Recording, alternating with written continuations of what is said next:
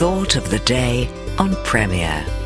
Did you know that most people's anxiety is focused and preoccupied with 40% of things that will never happen, 30% of things relating to the past that can't be changed, 12% of things relating to other people's criticism, which is generally untrue, and 10% of things relating to health, which often gets worse with stress and negative thinking. Only 8% of the time do they worry about real concerns that will need to be faced.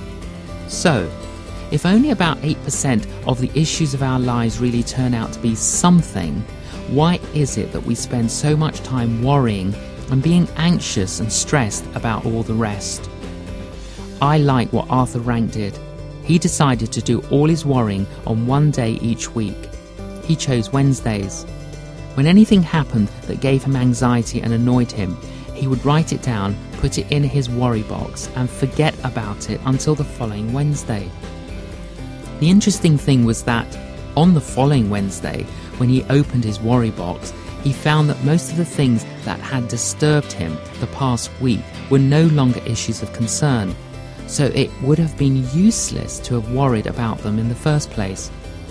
Of course, there are important things going on in our lives that we do need to take seriously. However, if we spend most of our time worrying about the inconsequential, we won't have time to focus on matters of consequence. When we are so concerned about the things that we can't do anything about, we have a tendency to miss things which are really important, and then we have no time and energy left to deal with them. The question of worry and anxiety raises the issue of our faith and trust in God. Does God know? Does God care? Is our God sovereign? Can we trust God? Maybe we should take the following verse like medication 3 times a day, morning, noon and night, to remind us to renew our minds.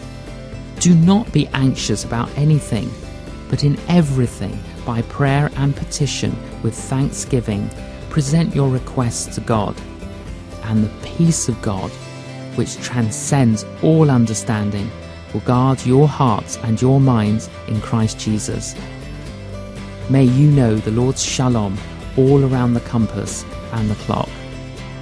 I'm J.John.